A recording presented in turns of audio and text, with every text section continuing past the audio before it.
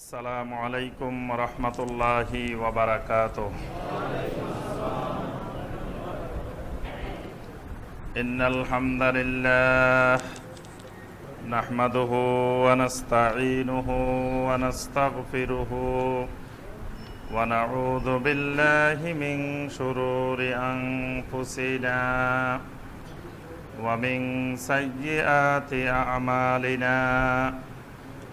من يهده الله فلا مضل له ومن يضلل فلا هادي له وأشهد أن لا إله إلا الله وحده لا شريك له وأشهد أن محمدا عبده ورسوله يا أيها الذين آمنوا اتقوا الله حق تقاته ولا تموتن إلا وأنتم مسلمون يا أيها الناس اتقوا ربكم الذي خلقكم من نفس واحدة وخلق منها زوجها وبث منهما رجالا كثيرا ونساء واتقوا الله الذي تساءلون به والأرحام إن الله كان عليكم رقيبا يا أيها الذين آمنوا اتقوا الله وقولوا قولا سديدا يصلح لكم أعمالكم ويغفر لكم ذنوبكم ومن يطع الله ورسوله فقد فاز فوزا عظيما اللهم صل على محمد وعلى آل محمد كما صليت على إبراهيم وعلى آل إبراهيم إنك حميد مجيد اللهم بارك على محمد وعلى آل محمد كما باركت على إبراهيم وعلى آل إبراهيم إنك حميد مجيد মুআজ্জাজ মুকাররাম উলামায়ে কেরাম, সম্মানিত মুরব্বিয়ানে আযম, দিনদার মুসলিম ভাই এবং বোনেরা, আল্লাহ রাব্বুল আলামিনের দরবারে লাখো কোটি শুকরিয়া যে আল্লাহ রাব্বুল আলামিন আমাদেরকে 1438 হিজরি সনের রমাদান মাসের শেষ দশকে এবং পবিত্র শাহরে রমাদানের শেষ জুমায় আমাদেরকে 27শে রমাদান তারিখে সলাতুল জুমুয়া আদায় এবং খুতবাতুল জুমুয়া শোনার উদ্দেশ্যে আল্লাহ রাব্বুল আলামিনের পবিত্র ঘর মসজিদে উপস্থিত হওয়ার পরে কোরআনে কারীম এবং হাদিস নববী সাল্লাল্লাহু আলাইহি ওয়াসাল্লাম থেকে আল্লাহ রাব্বুল আলামিনের দ্বীন সম্পর্কে কিছু কথাবার্তা বলার এবং শোনার তৌফিক দিয়েছেন। সেই রাব্বুল আলামিনের শুকর আদায় করি, সকলে বলি আলহামদুলিল্লাহ। সম্মানিত মুসল্লিয়ানে কেরাম, আমরা যেই দিনে অবস্থান করছি, বছরের সেরা 10 দিনের অন্যতম দিনগুলোর মধ্যেই আমরা বর্তমানে অবস্থান করছি।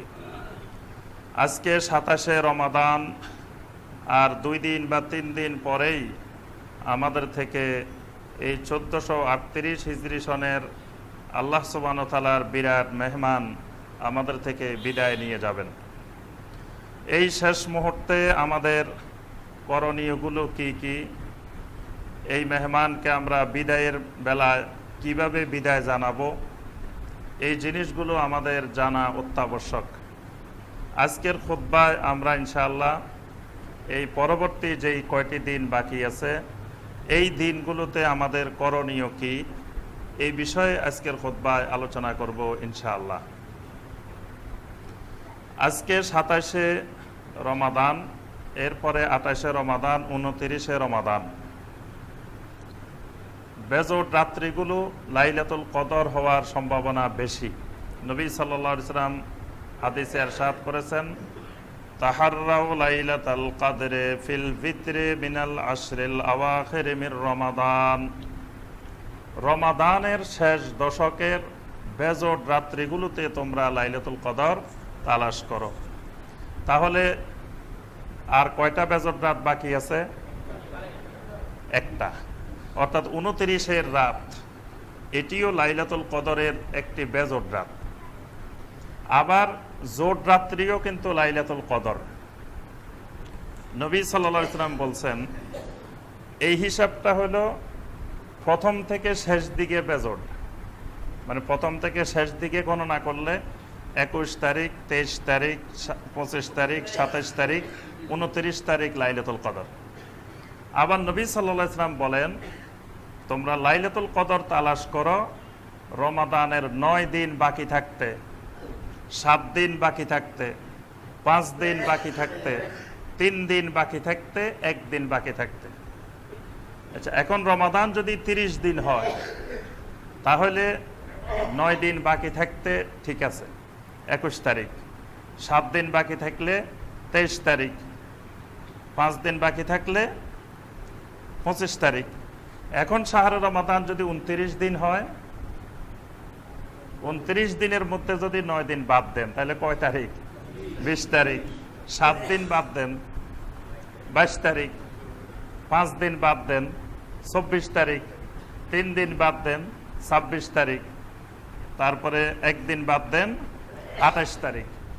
তাহলে 21, 23, 25, 27, 29 এই রাত্রিগুলো যেমন লাইলাতুল কদর, আবার 22, 24, 26, 28, 30 এগুলো লাইলাতুল কদর। সুবহানাল্লাহ।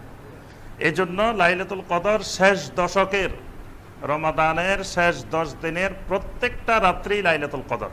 সুবহানাল্লাহ।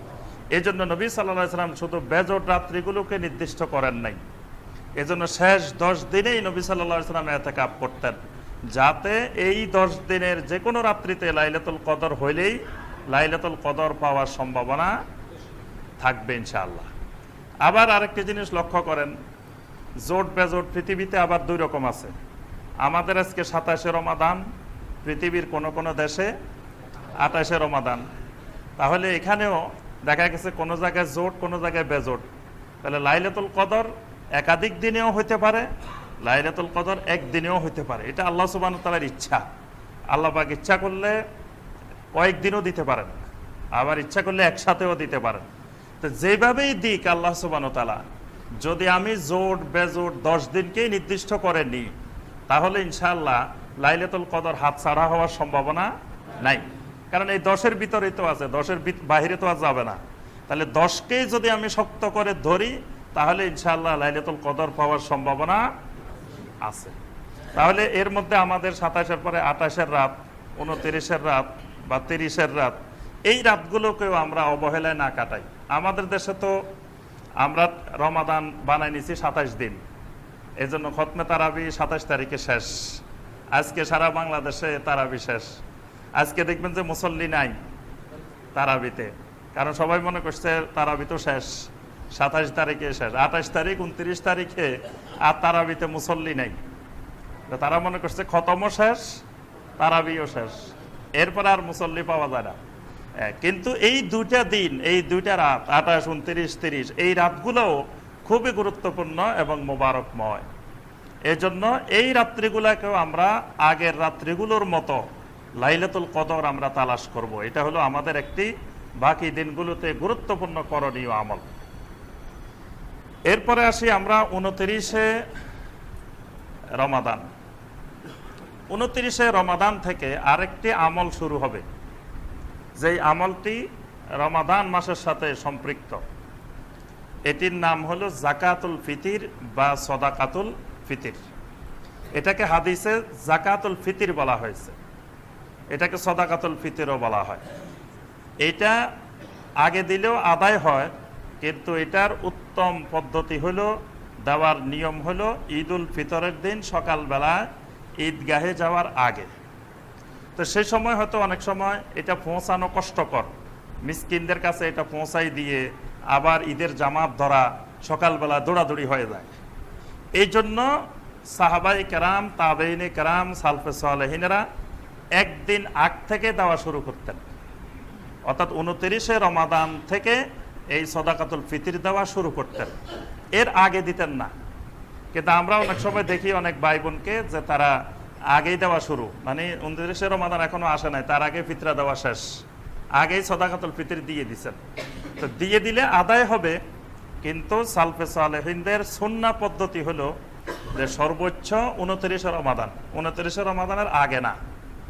জাকাতুল ফিতির দেওয়া শুরু হবে 29শে রমাদান থেকে শুরু করে ঈদুল ফিতরের সলাতের আগ পর্যন্ত। ঈদুল ফিতরের সলাতের পরে দিলে নবী সাল্লাল্লাহু আলাইহি ওয়াসাল্লাম বলছেন সেটা জাকাতুল ফিতির না, সেটা সদাকাতুম মিন সাদাকাত, সেটা নফল সাদাকা হয়ে যাবে, সেটা আর সদাকাতুল ফিতির হবে না।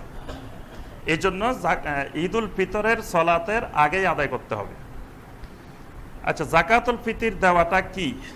জাকাতুল ফিতির দেওয়াটা ফরজ বা ওয়াজিব। কারো কারো মতে এটি ফরজ, কারো কারো মতে ওয়াজিব। কারণ হাদিসে ফরজ শব্দটি এসেছে, মুত্তাফাকুন আলাই হাদিস, আব্দুল্লাহ বিন ওমর রাদিয়াল্লাহু তাআলা আনহুমা থেকে বর্ণিত। তিনি বলেন, ফারাদা রাসূলুল্লাহ সাল্লাল্লাহু আলাইহি ওয়াসাল্লাম যাকাতাল ফিতরে, রাসূলুল্লাহ সাল্লাল্লাহু আলাইহি ওয়াসাল্লাম যাকাতুল ফিতরকে ফরজ করেছেন। যাকাতুল ফিতরকে রাসূলুল্লাহ সাল্লাল্লাহু আলাইহি ওয়াসাল্লাম ফরজ করেছেন। আল্লাহ সুবহানাহু ওয়া তাআলা যেমন ফরজ করার অধিকার আছে, আল্লাহর রাসূলেরও ফরজ করার অধিকার আছে। কারণ আল্লাহ পাক ঘোষণা দিয়েছেন, মাইয়ুতির রাসূল ফাকাদ আতা আল্লাহ, যে ব্যক্তি আমার রাসূলের আনুগত্য করবে সে আল্লাহর আনুগত্য করবে। সূরা আল হাশরের 7 নম্বর আয়াতে আল্লাহ পাক বলেন, ওয়ামা আতাকুমুর রাসূল ফাখুযুহু ওয়ামা নাহাকুম আনহু ফান্তাহু, আমার রাসূল তোমাদেরকে যা করতে বলেন সেটা শক্ত করে ধরো। ওয়ামা নাহাকুম আনহু ফান্তাহু, আমার রাসূল তোমাদেরকে যা কিছু ছেড়ে দিতে বলেন সেটা থেকে দূরে থাকো। তাহলে রাসূলকে আল্লাহ সুবহানাহু ওয়া তাআলা এই দায়িত্ব দিয়েছেন, তিনি যেটা করতে বলবেন সেটা করতে হবে, যেটা ছেড়ে দিতে বলেন সেটা ছেড়ে দিতে হবে। তাহলে রাসূল যদি ফরজ বলেন সেটা ফরজ। এই জন্য অধিকাংশ ফকিহের মত হলো যে সদাকাতুল ফিতির ফরজ। এখন সদাকাতুল ফিতির কাদের উপরে দিতে হবে, কারা দিবে সদাকাতুল ফিতির? সদাকাতুল ফিতির দিবে ঈদুল ফিতরের দিন, অর্থাৎ যেদিন ঈদুল ফিতরের চাঁদ দেখা যাবে, ওই সন্ধ্যার সময়, ঈদুল ফিতরের চাঁদ দেখা যাওয়ার সময় এই পৃথিবীতে যত মানুষ জীবিত থাকবে তাদের মধ্য থেকে দুইটা ভাগ হয়ে যাবে।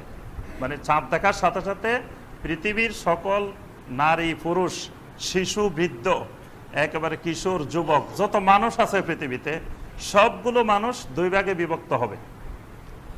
এক ভাগ হবে যারা জাকাতুল ফিতির দিবেন, আরেক ভাগ হবে যারা জাকাতুল ফিতির নিবেন। তাহলে হয় দিবেন অথবা নিবেন, দুইয়ের একটার মধ্যে থাকতে হবে, মাঝামাঝি কোনো অবস্থান নাই যে আমি দিব না নিব না, জাকাতুল ফিতির দিব না নিব না, এরকম অবস্থান কারো নাই। হয় জাকাতুল ফিতির দিতে হবে অথবা জাকাতুল ফিতির নিতে হবে, এই দুই ভাগে ভাগ হয়ে যাবে পৃথিবীর মানুষ। এখন যারা দিবেন তারা কারা, যারা নিবেন তারা কারা? যারা দিবেন তারা হলো যার কাছে ঈদুল ফিতরের দিন রাত্রিবেলায় এবং পরের দিন ঈদুল ফিতরের দিন সন্ধ্যা পর্যন্ত তার পরিবার পরিজনের খাবারের ব্যবস্থা আছে, পরিবার পরিজনের পোশাক আদির ব্যবস্থা আছে, পরিবার পরিজনের নিত্য প্রয়োজনীয় যা দরকার একদিন এক রাতের ব্যবস্থাপনা আছে। এরা হয়ে যাবেন জাকাতুল ফিতির দানকারী, এরা জাকাতুল ফিতির দিবেন। আর জাকাতুল ফিতির নিবেন কারা? যাদের কাছে ওই রাত্রি এবং পরের দিনের খাবার নাই পরিবারে, অথবা তাদের কাছে কাপড় চোপড় নাই, অথবা ঈদের দিনের জন্য ন্যূনতম যে ঈদের দিন খুশিতে থাকার জন্য একটু ভালো খাবার দাবার আয়োজন করা দরকার, সেই ভালো খাবার দাবার আয়োজন করার মতো ব্যবস্থাপনা যার নাই, তিনি হবেন জাকাতুল ফিতির নেওয়ার হকদার, জাকাতুল ফিতরের প্রাপক। এটা কিন্তু জাকাত আর সাদাকাতুল ফিতর এক জিনিস না। জাকাত তো পাওয়ার 8টা খাত আল্লাহ পাক নির্দিষ্ট করে দিয়েছেন। সূরা আত-তাওবার 60 নম্বর আয়াতে আল্লাহ পাক ঠিক করে দিয়েছেন যে এই 8 শ্রেণীর লোক জাকাত পাবে, কিন্তু সাদাকাতুল ফিতর ওই 8 শ্রেণীর লোক পাবে না। সাদাকাতুল ফিতর শুধু এক শ্রেণীর লোক পাবে, তুমাতাল লিল মাসাকিন, শুধু মিসকিন, এমন মিসকিন যার কাছে ঈদুল ফিতরের দিনের এবং ওই দিন রাত্রের খাবার দাবার নাই, কাপড় চোপড় নাই, নিত্য প্রয়োজনীয় সামগ্রী নাই, কিন্তু জাকাতুল ফিতর নিয়ে ঋণ পরিশোধ করবে, জাকাতুল ফিতর নিয়ে জায়গা জমিন কিনবে বা অন্যান্য জিনিস কিনবে, এগুলো জাকাতুল ফিতর পাওয়ার হকদার না। মানে জাকাতুল ফিতর শুধুমাত্র মাসাকিন।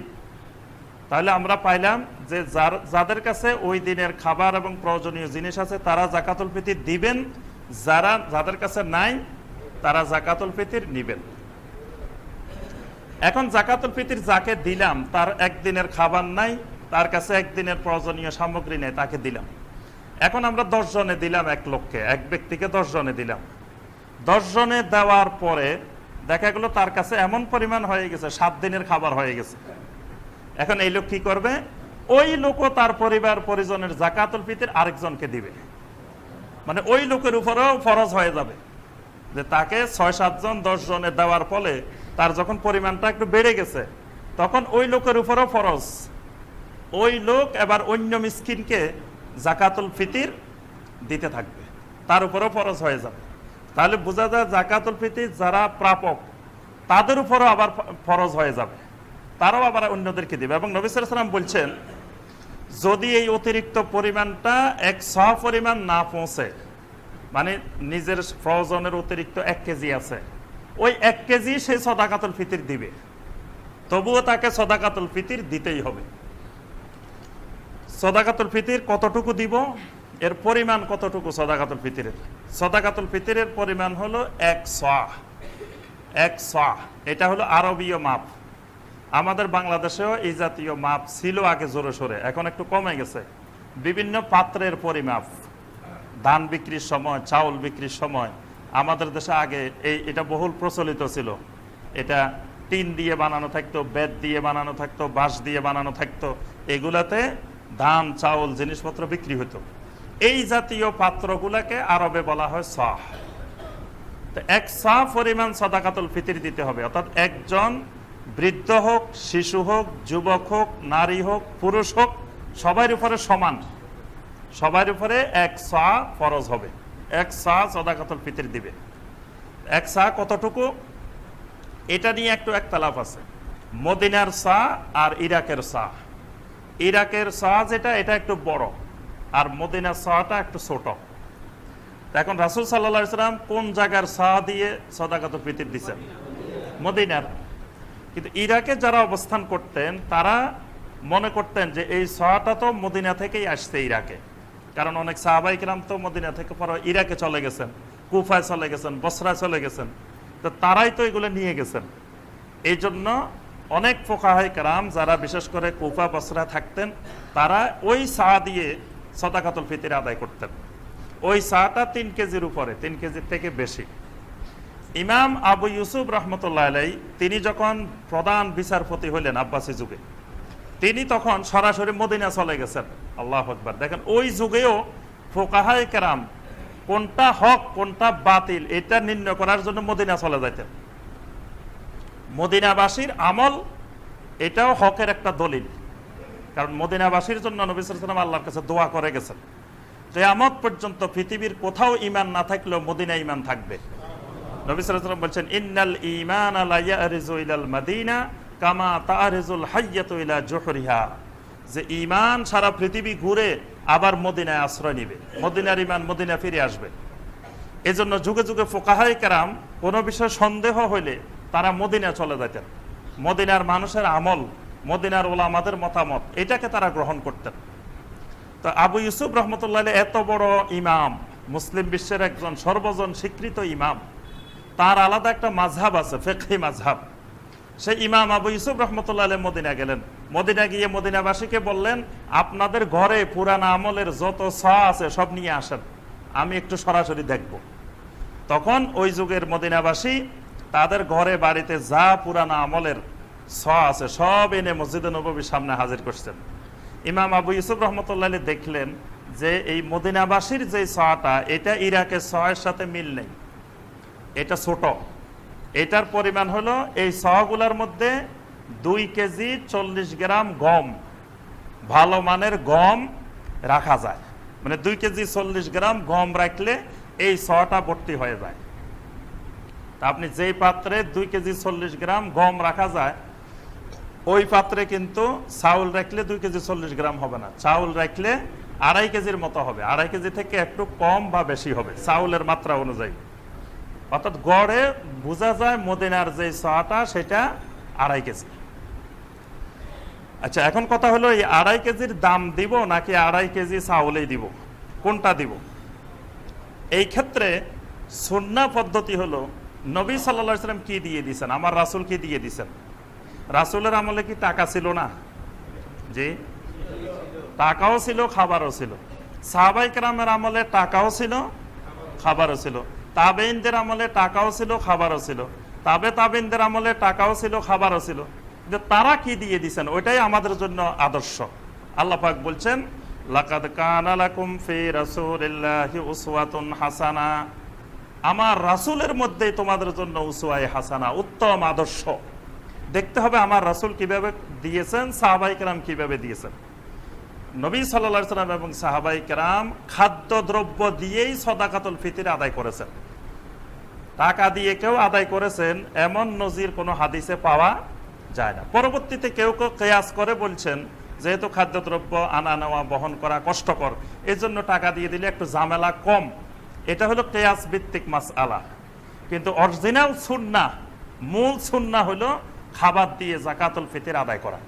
যেই দেশের মৌলিক খাবার, যেটা আরব দেশের মৌলিক খাবার হয়তো গম, আটা, এগুলা যেই দেশের রুটি প্রধান খাদ্য সেই দেশের জন্য সেটা। যেই দেশে ভাত মূল খাদ্য, মৌলিক খাদ্য, সেই দেশের জন্য চাউল হলো মূল খাবার। তাহলে আমাদের বাংলাদেশে কি রুটি প্রধান খাবার না ভাত প্রধান খাবার? যেহেতু ভাতই প্রধান খাবার, এই জন্য চাউলটাই আমাদের দেশের মৌলিক খাবার। তাহলে চাউল দেওয়াটাই হলো সুন্নাহর নিকটবর্তী, আকরাবু ইলা সুন্নাহ। নবী সাল্লাল্লাহু আলাইহি ওয়াসাল্লাম এবং সাহাবায়ে কেরাম এই চাউল বা মৌলিক খাবার দিয়ে দিয়েছেন। এই মৌলিক খাবার দিয়ে সাদাকাতুল ফিতর আদায় করা, এটাই মূল সুন্নাহ। তবে কেউ টাকা দিয়ে দিলে আদায় হবে না, আমরা এই কথা বলবো না। টাকা দিলেও আদায় হবে, কিন্তু আমরা যদি সুন্নাহই মানতে চাই, যদি এর দ্বারা একটু বেশি ফজিলত পাইতে চাই, তাহলে নবী সাল্লাল্লাহু আলাইহি ওয়াসাল্লাম সাহাবায়ে কেরাম যেভাবে দিয়েছেন সেটাই ইত্তেবা করব। এখন দেখেন, চাউল দিলে আর টাকা দিলে বেশ কমটা কোন জায়গায়? যদি টাকা দিয়ে দেন তো টাকা দিলে দুইজন উপকৃত হবে। যিনি দিচ্ছেন তিনি সাদাকাতুল ফিতর আদায় হচ্ছে, তিনি ওয়াজিব, একটা ফরজ ওয়াজিব আদায় করতেছেন, আর যাকে দিচ্ছেন তিনি টাকা দিয়ে কিছু উপকার পাচ্ছেন। কিন্তু যদি আপনি চাউল দেন তাহলে দুইজন উপকৃত হবে না, এই সাদাকাতুল ফিতর দ্বারা আরো অনেকগুলা মানুষ উপকৃত হবে। সুবহানাল্লাহ। যে রাসূলের আদর্শ, রাসূলের সুন্নতের মধ্যে যে বরকত, এটা গভীরভাবে লক্ষ্য করলে দেখেন, যদি আপনি চাউল দিয়ে সাদাকাতুল ফিতর দেন, প্রথমে আপনি চাউল কেনার জন্য বাজারে যাইতে হবে না? তো হাঁটি যাবেন না রিক্সায় যাবেন? রিক্সায় গেলেন, ধরুন বাজার একটু দূরে, রিক্সাওয়ালা উপকৃত হইল না? আপনি যে চাউল কিনতে গেছেন, রিক্সাওয়ালা মাঝখান দিয়ে রিক্সা ভাড়া পাইছে, বাজারে যাই চাউল কিনলেন, যেই দোকানদার থেকে চাউল কিনছেন দোকানদার উপকৃত হয়েছে না? এই সাদাকাতুল ফিতরের উসিলায় তার কতগুলো চাউল বিক্রি হইলো, কয়েক মন চাউল বিক্রি হয়ে গেল, এটার দ্বারা তার ব্যবসায় উপকার হয়েছে। আচ্ছা, আপনি আবার এই চাউল কিন্তু আলগায় আনতে পারবেন না, আবার রিক্সায় করে, গাড়িতে করে, কিছুতে করে আনতে হবে, তারা উপকৃত হচ্ছে। এরপরে আপনি আবার যখন সাদাকাতুল ফিতর দেওয়ার জন্য নিবেন, সাদাকাতুল ফিতর তো আপনার বাড়িতে এসে নিয়ে যাবেন না, আপনি যাই দিয়ে আসবেন। দিয়ে আসতে গেলে আবার আপনি গাড়িতে, রিক্সায় যেতে হবে। এই যে দেখেন কতগুলা লোক রিক্সার মাধ্যমে, গাড়ির মাধ্যমে উপকৃত হচ্ছে। যে চাউল কিনলেন সেই উপকৃত হচ্ছে, ব্যবসার উপকৃত হচ্ছে। আচ্ছা, ওই সাদাকাতুল ফিতর যাকে দিলেন সেই তো চাউল দিয়ে উপকৃত হচ্ছে। হওয়ার পরে এই চাউলগুলো স্বাভাবিক চাউলের থেকে কম দামে কিনতে পাওয়া যায়। মানে যার কাছে ধরেন অনেকগুলো চাউল দিলেন আপনি সদাকাতুল ফিতর, সে এত চাউল দিয়ে কি করবে? সে তো চাউল এগুলো বিক্রি করবে, বিক্রি করে সে সেমাই কিনবে, নারকেল কিনবে, মিঠাই কিনবে, যা যা কেনার দরকার সেগুলো কিনবে। এইগুলো কেনার জন্য সে তো এগুলো বিক্রি করে দিবে। এটা আমাদের দেশে প্রচলন না থাকার কারণে আমরা দেখি না জিনিসটা, কিন্তু যেই দেশে চাউল দিয়ে সদাকাতুল ফিতর দেওয়া হয় সেই দেশে ওই সদাকাতুল ফিতরের চাউল কেনার জন্য গরিব মানুষেরা আসে। মানে যারা জাকাতুল ফিতর খায় না কিন্তু একটু গরিব মানুষ, তারা মনে করে যে ওই দিন কম দামে চাউল পাওয়া যাবে। মানে যারা জাকাতুল ফিতর পাবে, ধরেন 2 মণ জাকাতুল ফিতর পাইছে, সে কিন্তু বাজারে যদি 40 টাকা হয় সে বিক্রি করবো 35 টাকা। এগুলা কেনার জন্য আবার অনেক গরিব মানুষ বসে থাকে যে ওই দিন জাকাতুল ফিতরে চাউল কিনবেন। তাহলে ওই মানুষগুলো কিন্তু উপকৃত হচ্ছে, ওই গরিব মানুষগুলো উপকৃত হচ্ছে। তাহলে এই টাকা দিয়ে দিলে আমি আর সে 2 জন উপকৃত হইলাম, কিন্তু চাউল দিয়ে দেওয়ার কারণে কতগুলা মানুষ একসাথে উপকৃত হয়েছে। সুবহানাল্লাহ, এটাই হলো সুন্নাহর বরকত।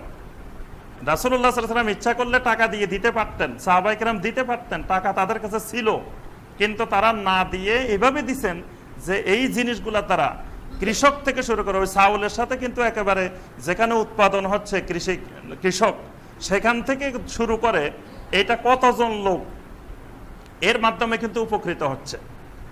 এজন্য জাকাতুল ফিতরের সুন্নাহ পদ্ধতি হলো খাদ্যদ্রব্য। আমরা এবার কয়েকটি হাদিস দেখব যে রাসূলুল্লাহ সাল্লাল্লাহু আলাইহি ওয়াসাল্লাম এবং সাহাবায়ে কেরাম কিভাবে আদায় করতেন। আব্দুল্লাহ ইবনে ওমর রাদিয়াল্লাহু তাআলা আনহুমা বলেন, ফারাদা রাসূলুল্লাহ সাল্লাল্লাহু আলাইহি ওয়াসাল্লাম যাকাতুল ফিতরে সাআম মিন তামারিন। রাসূলুল্লাহ সাল্লাল্লাহু আলাইহি ওয়াসাল্লাম যাকাতুল ফিতর আদায় করতেন 1 সা খেজুর দিয়ে। 1 সা খেজুর, খেজুর আমাদের দেশের মৌলিক খাবার না, কিন্তু আরব দেশের মৌলিক খাবার। তারা সাহারি খায় খেজুর দিয়ে। আমরা বাংলাদেশের কেউ সাহারি খেজুর দিয়ে খাই, রোজা রাখতে পারবেন, কিন্তু আরব দেশের লোক এখনো খেজুর খেয়ে তারা রোজা রাখতে পারে। ইফতারের সময় তো শুধু 1টা 2টা 3টা খেজুর খেয়ে তাদের ইফতার শেষ। আর আমরা তো বরকতের জন্য খাই, আমাদের মূল খাবার হলো খেজুরের পরে। খেজুর হলো শুধু বরকতের জন্য, মানে ইফতারের জন্য না, মূল বরকত। যেহেতু রাসূলুল্লাহ সাল্লাল্লাহু আলাইহি ওয়াসাল্লাম খেজুর দিয়ে ইফতার করছেন, তাহলে এই খেজুরটা আরব দেশের মৌলিক খাবার।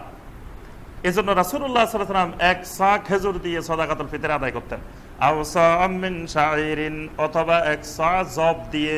জব হলো আরবের প্রধান খাবার। এজন্য নবী সাল্লাল্লাহু আলাইহি ওয়াসাল্লাম কখনো খেজুর দিয়ে, কখনো জব দিয়ে।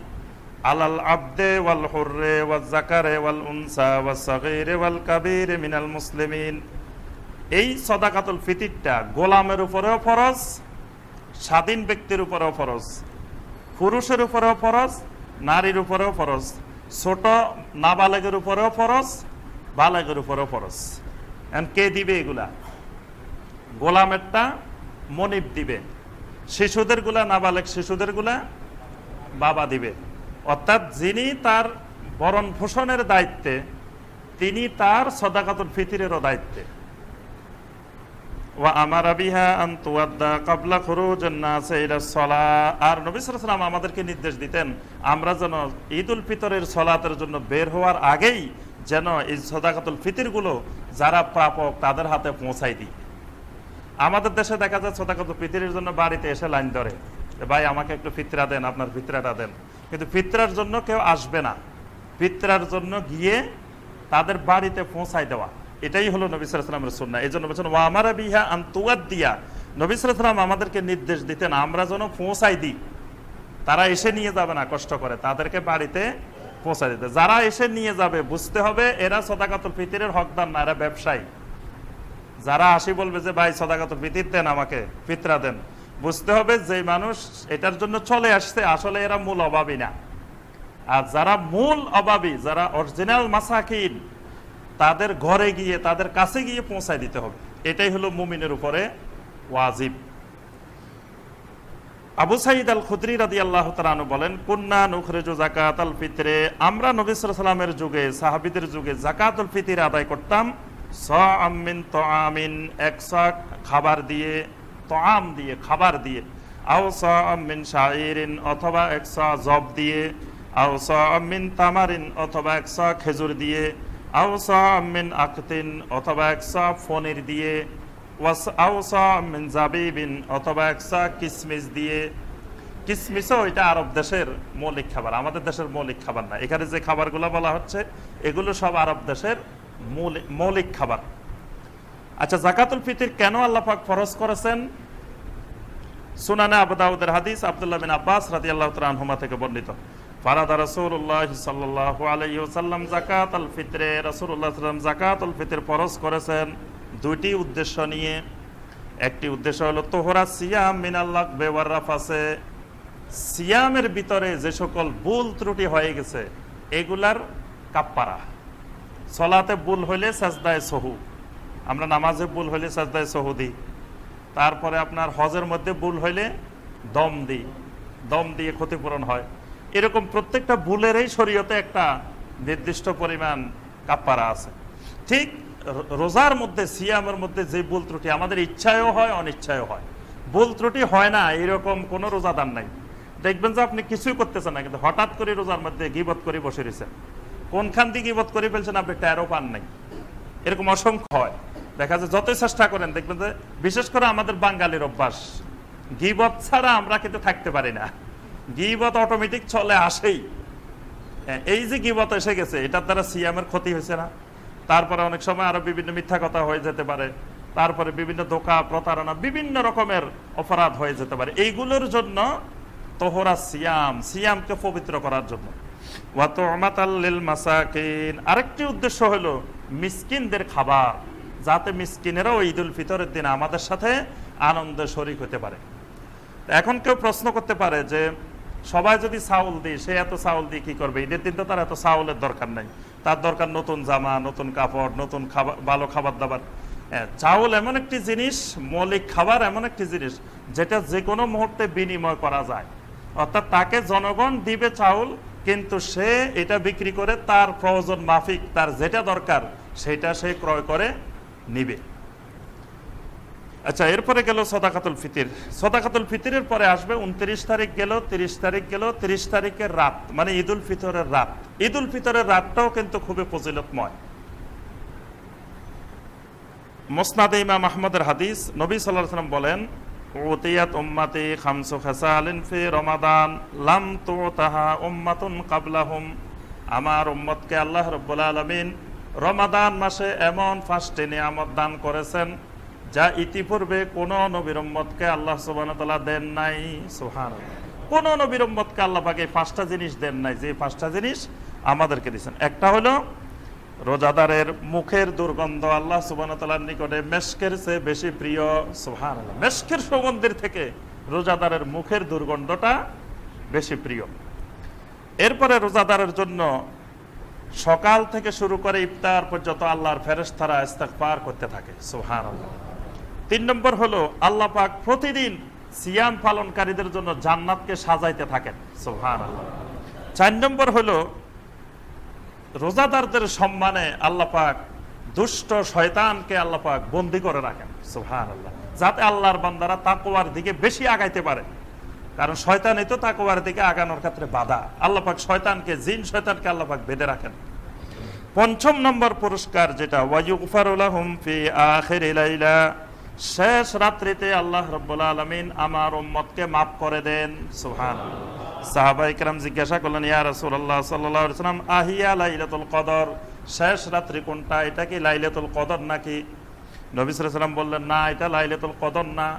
ওয়ালাকিন্নাল আমিলা ইন্নামা ইউওয়াফা আজরাহু ইযা কাদা আমালাহু, শ্রমিককে তখন বেতন ভাতা দেওয়া হয় যখন তার কাজ শেষ হয়, মাস শেষ হয়। এই পুরা রমাদান মাসে তোমরা যে শ্রম দিয়েছো, সিয়াম পালন করছো, আল্লাহর ইবাদত পালন করছো, তোমাদের মজুরি পাওয়ার অধিকার হইল ঈদুল ফিতরের দিন রাত্রে। সুবহানাল্লাহ, ঈদুল ফিতরের দিন রাত্রে আল্লাহ তোমাদেরকে পুরস্কার দিবেন। পুরা রমাদান মাসে তোমরা যে শ্রম দিছো, শ্রমিকের শ্রমের মর্যাদা, শ্রমের পুরস্কার আল্লাহ পাক ঈদুল ফিতরের দিন রাত্রে দেন। সুবহানাল্লাহ। তাহলে ঈদুল ফিতরের দিন রাত্রিটাও খুবই বরকতময়, ফজিলতময়। এই জন্য এই রাত্রেও আমরা আল্লাহর কাছে কান্নাকাটি করা, ইবাদত বন্দেগী করা, এটা দরকার।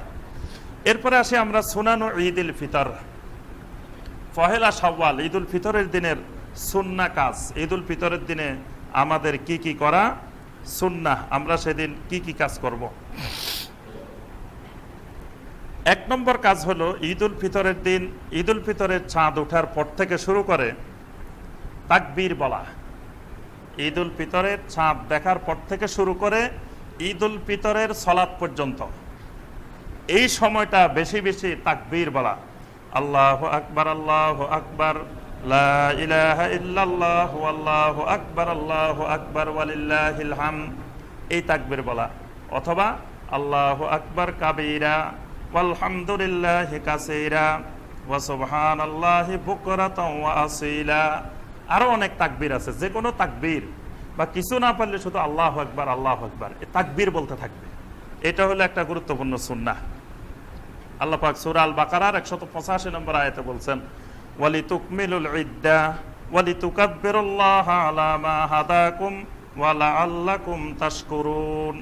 আল্লাহ পাক বলেন, রমাদান মাসে যেই সিয়াম আল্লাহ তোমাদের উপরে ফরজ করেছেন, ওয়ালিতুকমিলুল ইদ্দা, তোমরা যে সেই ইদ্দত পূরণ করতে পারছো, ইদ্দতটা যে তোমরা সময়সীমাটা পরিপূর্ণ করতে পারছো, আল্লাহ পাক তোমাদেরকে এই সুযোগ দিবেন।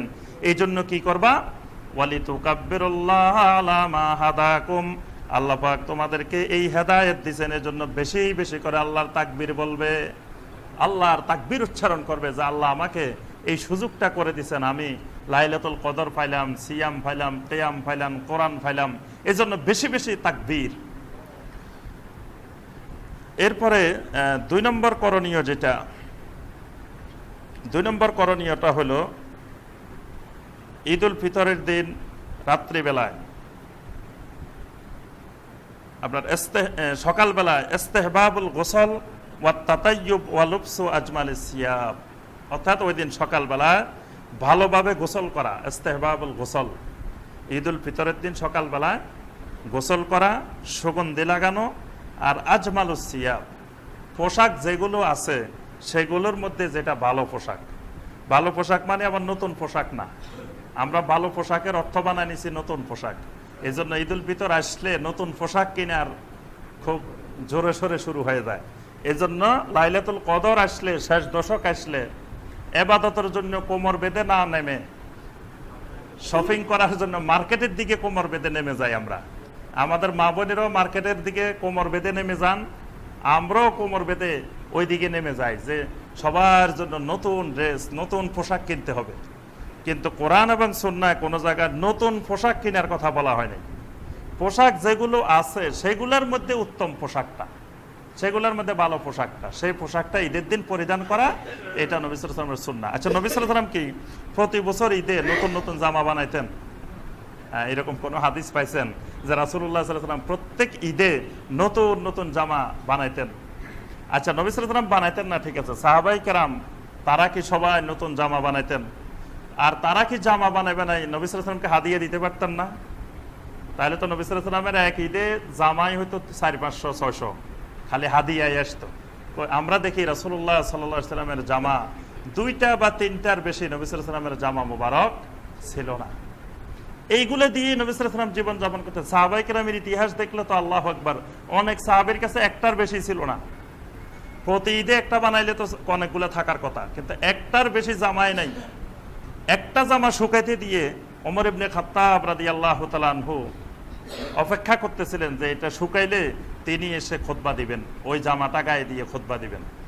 এটা শুকানোর জন্য অপেক্ষা করতেছিলেন। আল্লাহু আকবার।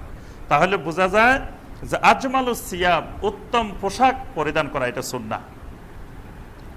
এরপরে করণীয় হলো আলাকলু কাবলাল খুরুজ ফিল ফিতরে দুনাল আযহা, ঈদ উল ফিতরের দিন সকালবেলায় কিছু খেয়ে বের হওয়া, এটা ঈদ উল ফিতরের দিনের সুন্নাহ। এই খাওয়ার ক্ষেত্রে বিশেষ করে নবী সাল্লাল্লাহু আলাইহি ওয়াসাল্লাম খেজুর খেতেন, ওয়ায়াকুলুহুন্না বেতরা, বেজট খেজুর খেতেন, 1টা বা 3টা এরকম বেজট খেজুর খেয়ে নবী সাল্লাল্লাহু আলাইহি ওয়াসাল্লাম ঈদের সালাতের জন্য রওনা দিতেন।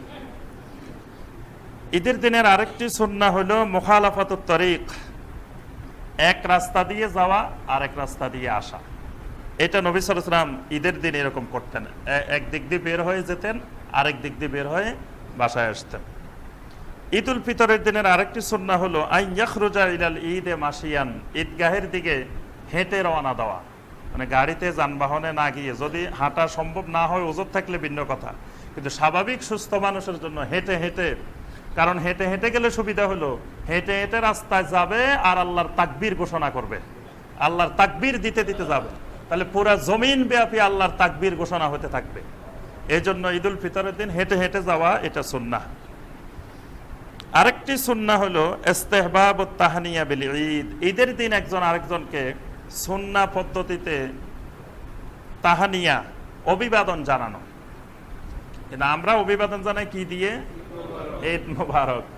ঈদ মুবারক কথাটা ভালো, কথাটা খারাপ না, যে ঈদ বরকতময় হোক, এটা দোয়া করা হচ্ছে। কিন্তু সুন্নাহ হলো নবী সাল্লাল্লাহু আলাইহি ওয়াসাল্লাম এবং সাহাবায়ে কেরাম ঈদের দিন যেই শব্দ দিয়ে, যে বাক্য দিয়ে একজন আরেকজনকে অভিবাদন জানাইতেন, সেটাই হলো আমাদের জন্য উসওয়ায়ে হাসানা। সাহাবায়ে কেরাম ঈদের দিন একজন আরেকজনের সাথে যখন দেখা হতো, তখন একজন আরেকজনকে বলতেন তাকাব্বালাল্লাহু মিন্না ওয়া মিনকুম। কোন রাওয়ায়াতে আসছে তাকাব্বালা মিন্না ওয়া মিনকা, কোন রাওয়ায়াতে আসছে তাকাব্বালাল্লাহু মিন্না ওয়া মিনকুম। যে একজন আরেকজনকে দেখা হলে দোয়াটা করতেন হলো যে আল্লাহ সুবহানাহু ওয়া তাআলা এই রমাদানে তোমার মেহনতকে আল্লাহ কবুল করুক, আমার মেহনতকে কবুল করুক। সুবহানাল্লাহ। এই যে রমাদান মাস ব্যাপী যে আমরা মেহনত করলাম, ইবাদত বন্দেগী করলাম, এটা আল্লাহ তোমার গুলোও কবুল করে নিক, আমার গুলোও কবুল করে নিক। একজন আরেকজনের জন্য এই দোয়াটা করা, এটাই হলো সুন্নাহ, সাহাবায়ে কেরামের সুন্নাহ। এইগুলোই হলো মোটামুটি ঈদুল ফিতরের দিনের সুন্নাহ। ঈদুল ফিতরের সালাত আদায় করা, খুতবা শোনা। অনেকে দেখা যায় আমরা ঈদুল ফিতরের খুতবাই শুনি না, সালাত আদায় করেই চলে যায়। কিন্তু ঈদুল ফিতরের খুতবাটাও শোনা গুরুত্বপূর্ণ, কারণ ঈদুল ফিতরের খুতবার মধ্যে অনেক দোয়া থাকবে, তারপরে এখানে অনেক নির্দেশনা থাকবে, এই জন্য এটা সুন্নাহ। সর্বশেষ আমরা আরেকটি বিষয় আলোচনা করব, সেটি হলো রমাদান মাস শেষ, তাই বলে কি সিয়ামও শেষ? বাকি 11 মাসের জন্য সিয়াম শেষ? এক মাস রাখছি আর কত, একবারে বাকি 11 মাসের জন্য সিয়াম শেষ, এরকম শেষ করা যাবে না। যে ফরজ সিয়াম শেষ, কিন্তু নফল সিয়াম, নফল রোজা সারা বছর অব্যাহত থাকবে। এবং কিছু কিছু সিয়াম খুবই বরকতময়, ফজিলতময়, এই সিয়ামগুলো আমরা সারা বছর রাখার চেষ্টা করব। বিশেষ করে সিত্তাম মিন শাওয়াল, রমাদানের পরে যে মাসটা আসতেছে, এই মাসের নাম কি? শাওয়াল মাস। এই শাওয়াল মাসে 6টি রোজা রাখা। সহিহ মুসলিমের হাদিস, নবী সাল্লাল্লাহু আলাইহি ওয়াসাল্লাম বলেন মান সামা রমাদান সুম্মা আতবাহু সিত্তাম মিন শাওয়াল কানা কাসিয়ামিদ দাহার। যে ব্যক্তি রমাদান মাসের সিয়াম পালন করলো, অতঃপর শাওয়াল মাসে 6 দিন সিয়াম পালন করলো, কানা কাসিয়ামিদ দাহার, যেন সে সারা বছর সিয়াম পালন করলো। সুবহানাল্লাহ। অন্যান্য নবীর উম্মতের উপরে প্রতি মাসে 3 দিন রোজা রাখা ফরজ ছিল। তো প্রতি মাসে 3 দিন হইলে 12 মাসে কয় দিন হয়? 36 দিন। আমাদের উপরে সিয়াম ফরজ কয় দিন? 30 দিন। তাহলে এই জায়গায় কিন্তু আমরা প্রতিযোগিতায় 6 দিন কমে গেছে। কিন্তু বরকত হলো ওই জায়গায় যে ওদের সারা বছরের 36টা আমাদের একটা সমানও না। কারণ আমাদের মাহে রমাদানের মধ্যে আছে লাইলাতুল কদর, আমাদের একদিনেরটাই তো হাজার হাজার বছরের থেকে উত্তম। আল্লাহ পাক এত বরকত আমাদেরকে দিয়েছেন, এই জন্য যেহেতু 30টা পালন করতেছি, কিন্তু আজ 6টা পালন করা হচ্ছে না, এই জন্য এই 6টা সহ যদি পালন করি তাহলে সারা বছর রোজার সমান হয়ে গেছে। সুবহানাল্লাহ। আর উম্মতে মুহাম্মদী সাল্লাল্লাহু আলাইহি ওয়াসাল্লামের আরেকটি বৈশিষ্ট্য হলো আল্লাহ পাক প্রত্যেক আমলের ফজিলত মর্যাদা শুরুই করেন 10 দিয়ে। মানে আমাদের গণনা 1 থেকে শুরু হয় না, একটা 0 সবসময় লাগানো আছেই, শুরুই হবে 11 থেকে। মানে 10-এর নিচে কোনো ফজিলত নাই, এটা আমাদের বড় বৈশিষ্ট্য। সুবহানাল্লাহ। এই জন্য আমরা যদি 100 বছর হায়াত পাই, তো অন্য নবীর উম্মতের 1000 বছর হায়াতের সমান। সুবহানাল্লাহ। একটা শূন্য সবসময় লাগানো থাকবেই। 10-এর নিচে কোনো ফজিলত নাই। তো যদি 10-এ হয় তাহলে আপনার 30টায় 300 দিন, কিন্তু 1 বছর হয়, আরবি বছর হয় কয় দিনে? 354 দিনে। তাহলে আজ 6টা যদি হয় তো সেটাও 10 করি হলে 360। আবার দেখা গেল রোজা 29, ওখানে হয়েছে 6টা, কয়টা হয়েছে? 35, 350। তাহলে 50 আর 60-এর কিন্তু মাঝামাঝি 54 হলো 55-র আগে। 55-র আগে মানে এটা 50-এর নিকটবর্তী, 60-এর নিকটবর্তী না। তো সুতরাং 29 আর 6 হইলেও অসুবিধা নাই। এর দ্বারা আপনার পরিপূর্ণ 1 বছর 354 দিন বা 365 দিন পুরাটার সিয়াম পালনের ফজিলত হয়ে যাচ্ছে। সুবহানাল্লাহ। এই সিয়ামগুলো একসাথেও রাখা যাবে, আবার ভেঙ্গে ভেঙ্গেও রাখা যাবে, একটা একটা করেও রাখা যাবে। অর্থাৎ যেভাবে তার জন্য সুবিধা হয়, যেভাবে সুবিধা মনে করে সেভাবে। মা বোনদের যদি কাজা রোজা থাকে, কাজা রোজা আদায় করেও রাখতে পারে, মানে রমজানের পরে প্রথমে কাজা রোজা আদায় করে ফেললো, তারপরে 6টা রাখলো, এটাও পারে। আবার ইচ্ছা করলে কাজা রোজা পরে রাখবে, কিন্তু শাওয়াল মাসের পরে তো আর এই 6টা রাখতে পারবে না, এজন্য শাওয়াল মাসে ইচ্ছা করলে এই 6টা রাখে ফেলতে পারবে। অর্থাৎ যার পক্ষে যেভাবে সহজ, যেভাবে সুবিধা। তবে কেউ কেউ বলছেন সুম্মা আতবাহু, এটা কোন কোন মুহাদ্দিসিন কেরামের মত, যে নবী সাল্লাল্লাহু আলাইহি ওয়াসাল্লাম বলছেন আতবাহু।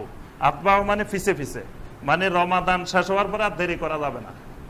ঈদুল ফিতরের দিন বাদ দিয়ে তার পরের দিন থেকে শুরু করে দিতে হবে, মানে পহেলা শাওয়াল বাদ দিয়ে শাওয়ালের 2 তারিখ থেকে শুরু করতে হবে।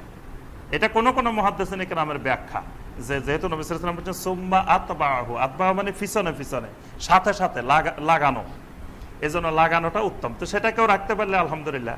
তবে এটা উন্মুক্ত যে যে কোনো সময় যে কোনো ভাবে শাওয়াল মাসের ভিতরেই 6টা সিয়াম পালন করা। এরপরে ইয়াউমে আরাফার সিয়াম। ইয়াউমে আরাফা কোন দিন? জিলহজ মাসে, যেদিন হজ হয় আরাফার ময়দানে, সেটা হলো ইয়াউমে আরাফা।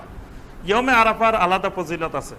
নবী সাল্লাল্লাহু আলাইহি ওয়াসাল্লাম বলেন ইউকাফফিরুস সানা আল মাদিয়া ওয়াল বাকিয়া। ইয়াউমে আরাফার সিয়াম অতীতের 1 বছর এবং ভবিষ্যতের 1 বছর, 2 বছরের গুনাহের জন্য কাফফারা হয়ে যায়। সুবহানাল্লাহ।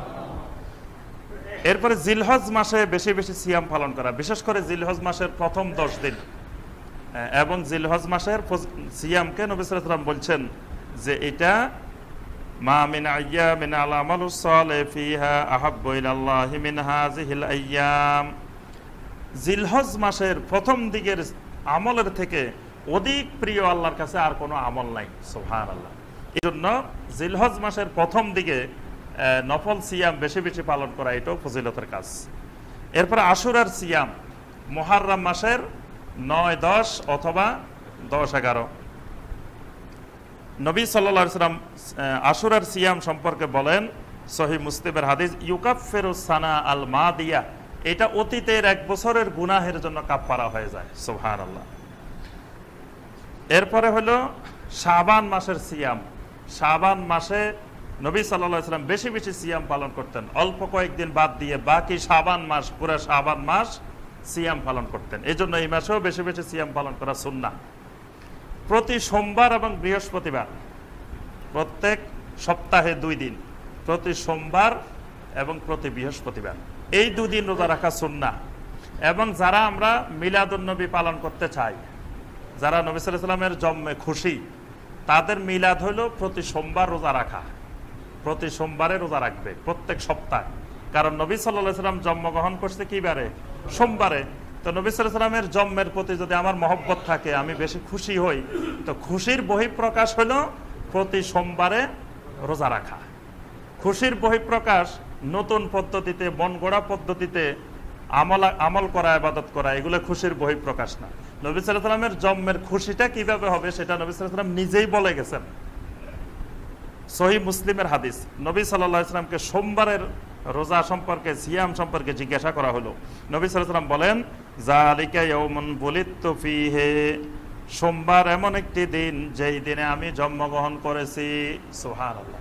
সোমবার এমন এক দিন যেই দিন আমি জন্মগ্রহণ করছি। তো সুতরাং নবী সাল্লাল্লাহু আলাইহি ওয়াসাল্লাম সোমবার জন্মগ্রহণ করছেন, এটা আনন্দের দিন, সেই দিন সিয়াম পালন করব, রোজা রাখবো। এই জন্য যিনি রাসূলের মুহিব্বিন, রাসূলকে মহব্বত করবেন, তিনি সোমবার বেশি বেশি করে প্রতি সোমবার কন্টিনিউ রোজা রাখবেন। ওয়ায়াউমা বুইসতু আও উনজিলা আলাইহি ফি, আমি এই সোমবারের দিন নবুয়ত পাইছি। সুবহানাল্লাহ। সোমবার দিন সর্বপ্রথম আমার উপরে ওহী নাজিল হয়েছে।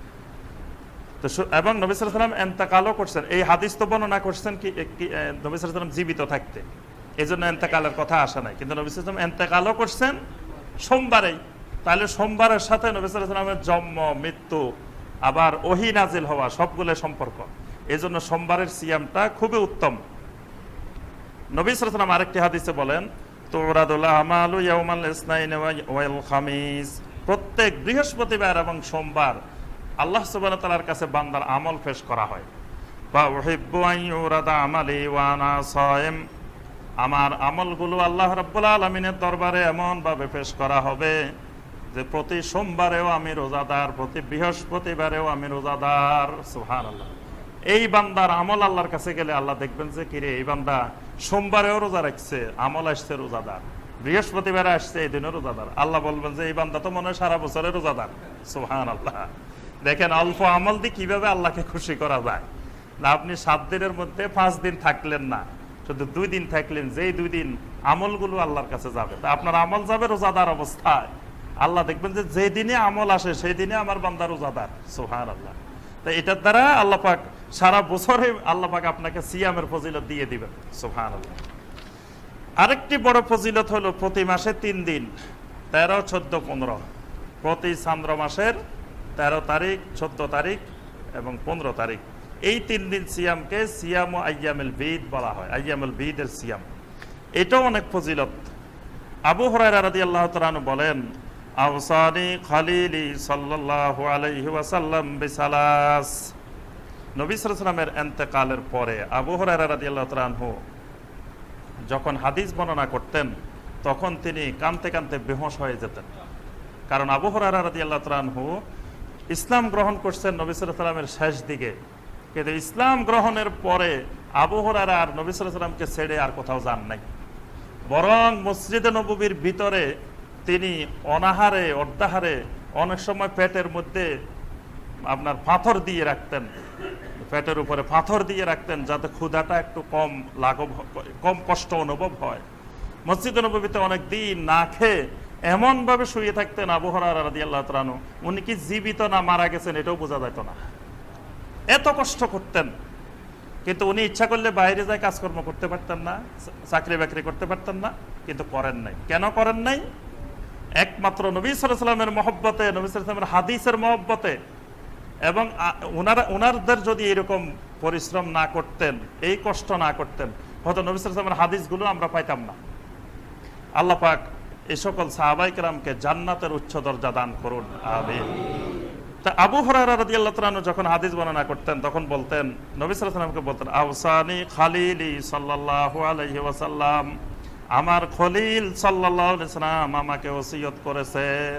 আমার খলিল মানে যার কারণে আমার জীবনে সব ছেড়ে দিয়েছি, পরিবার পরিজন ছেড়েছি, মা বাবা ছেড়েছি, বাড়িঘর ছেড়েছি, সব ছেড়ে মসজিদে নববীতে শুধু নবী সাল্লাল্লাহু আলাইহি ওয়াসাল্লামের সোহবতে থাকার জন্য, নবী সাল্লাল্লাহু আলাইহি ওয়াসাল্লামের হাদিসগুলো মুখস্থ রাখার জন্য। আবু হুরায়রা প্রথম দিকে অনেক হাদিস শুনতেন, মনে থাকতো না। নবী সাল্লাল্লাহু আলাইহি ওয়াসাল্লামের কাছে এসে বলেন, ইয়া রাসূলুল্লাহ সাল্লাল্লাহু আলাইহি ওয়াসাল্লাম, আমি তো অনেক কিছু শুনি, মনে রাখতে পারি না।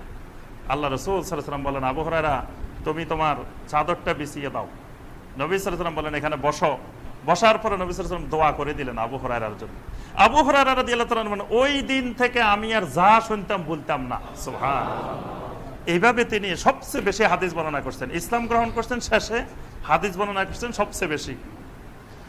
সে অনেক দূর থেকে আবু হুরায়রা আসছেন, সে দাউস গোত্রের মানুষ, অনেক দূরের থেকে এসে ইসলাম গ্রহণ করেছিলেন।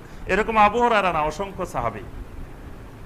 তিনি বলেন যে আমার খলিল সাল্লাল্লাহু আলাইহি ওয়াসাল্লাম আমাকে ওসিয়ত করছেন 3টা জিনিসের, সিয়ামে সালাসাতে আইয়ামিন মিন কুল্লি শাহর, আমি যেন প্রত্যেক মাসে 3 দিন করে সিয়াম পালন করি, এটা যেন আমি কোনোদিন বাদ না দিই। ওয়া রাকাতাই দুহা, প্রতিদিন যেন আমি কমপক্ষে হলেও 2 রাকাত সালাতুদ দুহা আদায় করি। সালাতুদ দুহা, সালাতুদ দুহা কোন সময়? এই যে সকাল 7টা, 8টা, 9টার দিকে, এই সময় যে সালাতটা, যখন ওটার বাচ্চারা গরম হয়ে যায়, এই সময়টা সালাতুদ দুহা।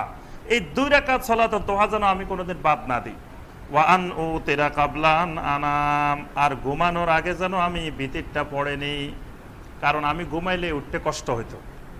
এজন্য আমার খলিল আমাকে দেখছেন যে আমার সকালবেলায় উঠে ভিতর আদায় করতে কষ্ট হয়, এজন্য নবী সাল্লাল্লাহু আলাইহি ওয়াসাল্লাম বলছেন যে তুমি ঘুমানোর আগে ভিতরটা পড়ে নিও। তাহলে এখানে যে 3টা জিনিসের ওসিয়ত, একটি গুরুত্বপূর্ণ ওসিয়ত হলো সিয়ামে সালাসাতে আইয়াম মিন কুল্লি শাহর। আবু হুরায়রা রাদিয়াল্লাহু তাআলা আনহু এবং ইবনে আব্বাস রাদিয়াল্লাহু তাআলা আনহুমা, ওনারা অধিকাংশ হাদিস বর্ণনা করতেন নবী সাল্লাল্লাহু আলাইহি ওয়াসাল্লামের ইন্তেকালের পরে। নবী সাল্লাল্লাহু আলাইহি ওয়াসাল্লামের কবরের পাশে দাঁড়িয়ে দাঁড়িয়ে হাদিস বর্ণনা করতেন। একবার নবী সাল্লাল্লাহু আলাইহি ওয়াসাল্লামের কবরের দিকে তাকাইতেন, আবার ছাত্রদের দিকে তাকিয়ে হাদিস বর্ণনা করতেন।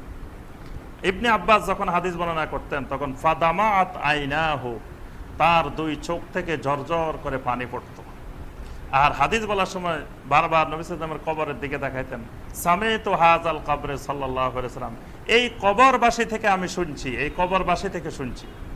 এই কথা বলে বলে হাদিস বর্ণনা করতেন যে এই কবরে যিনি আছেন তার থেকে শুনছি। আবু হুরায়রা রাদিয়াল্লাহু আনহু বলেন, আমার খলিল আমাকে যে 3টা ওসিয়ত করছেন, আমি আমার জীবনে কখনো এই 3টা ওসিয়ত পরিত্যাগ করি নাই। সুবহানাল্লাহ। নবী সাল্লাল্লাহু আলাইহি ওয়াসাল্লাম আরেকটি হাদিসে বলেন, প্রতি মাসে 3 দিন সিয়াম পালন করলে সাওমুদ দাহরে কুল্লাহ, আল্লাহ পাক তাকে পুরা বছর সাওম পালনের সওয়াব দান করেন। সুবহানাল্লাহ। কারণ 3 দিন সিয়াম পালন করলে 30 দিনের সওয়াব, তা আপনি মাসে 3 দিন পালন করি 30 দিনের ফজিলত পেয়ে যাচ্ছেন। এগুলা হলো বাঙালির সওয়াব কামানোর মানে খুব সুবিধা। আমরা তো অল্পে বেশি পাইতে চাই, তা আপনি পুরা মাস রোজা রাখা তো কষ্টকর, তাহলে 3 দিন রাখেন প্রতি মাসে, 3 দিন রেখে আলহামদুলিল্লাহ পুরা 1 মাসের সওয়াব। এই জন্য আমরা চেষ্টা করব যে শাহরে রমাদানের পরেও আমরা সারা বছর এর বাহিরেও বিভিন্ন সময় আমরা নফল সিয়াম, বেশি বেশি সিয়ামে অভ্যস্ত হইতে হবে। আমাদের কিন্তু এই ক্ষেত্রে অভ্যাস অনেক কম, বাংলাদেশি ভাই বোনদের এই অভ্যাসটা কম নফল সিয়ামের, কিন্তু অন্যান্য দেশে আলহামদুলিল্লাহ এই অভ্যাসটা বেশি। মসজিদে হারামে, মসজিদে নববীতে আমরা দেখি যে প্রতি সোমবার, প্রতি বৃহস্পতিবার যে ইফতারের একটা যে সংস্কৃতি, ইফতারের কালচার, আল্লাহু আকবার, হাজার হাজার মানুষ ইফতার করতেছে, ইফতার নিয়ে আসতেছে। কিন্তু আমাদের দেশের কোনো মসজিদে আমরা দেখি না সোমবার আর বৃহস্পতিবারে যে ইফতারের আয়োজন চলতেছে, কারণ এটা তো রোজাই রাখে না। এই রোজার ব্যাপারে আমাদের কারো খবরে নাই নফল সিয়ামের। এই জন্য আমরা চেষ্টা করব বেশি বেশি করে নফল সিয়াম পালন করার। আল্লাহ সুবহানাহু ওয়া তাআলা আমাদের সবাইকে সাদাকাতুল ফিতর সঠিকভাবে সুন্নাহ পদ্ধতিতে আদায় করার তৌফিক দান করুন। ঈদ উল ফিতরের সুন্নাহগুলো সঠিকভাবে আদায় করার তৌফিক দান করুন। বেশি বেশি নফল সিয়াম আদায় করার তৌফিক দান করুন। নফল সিয়ামের মাধ্যমে আল্লাহ পাকের সন্তুষ্টি অর্জন করা যায় এবং সফল হওয়া যায়। নফল ইবাদত বন্দেগীর মাধ্যমে বেশি বেশি। অনেক ভাই অনেক সময় প্রশ্ন করেন যে ভাই আগে তো বুঝি নাই, অনেক দিন রোজা রাখতে পারি নাই, এখন কি করব? রোজা এগুলোর কি ওমরি রোজা আদায় করব নাকি? আমাদের দেশে যেমন ওমরি কাজা আছে নামাজের, এটা আবার অনেকে জিজ্ঞাসা করে তো ওমরি রোজা যে 10 বছর 5 বছর রোজা রাখতে পারি না, এগুলা কি আবার আদায় করব? এগুলা পুনরায় আদায় করার দরকার নাই। আপনি বেশি বেশি সারা বছর নফল রোজা রাখেন, নফল সিয়াম পালন করেন। ওই নফল সিয়ামের মাধ্যমে আল্লাহ সুবহানাহু ওয়া তাআলা আপনার ফরজ সিয়ামে যা ঘাটতি হবে, সমস্যা হবে, সেগুলো আল্লাহ পাক পূরণ করে দিবেন। আল্লাহ পাক আমাদের সবাইকে লাইলাতুল কদর পাওয়ার তৌফিক দান করুন। পবিত্র শাহরে রমাদানের সকল বরকত ফজিলত লাভ করার তৌফিক দান করুন। সুবহানাকা আল্লাহুম্মা বিহামদিকা আশহাদু আল্লা ইলাহা ইল্লা আনতা আস্তাগফিরুকা ওয়া আতুবু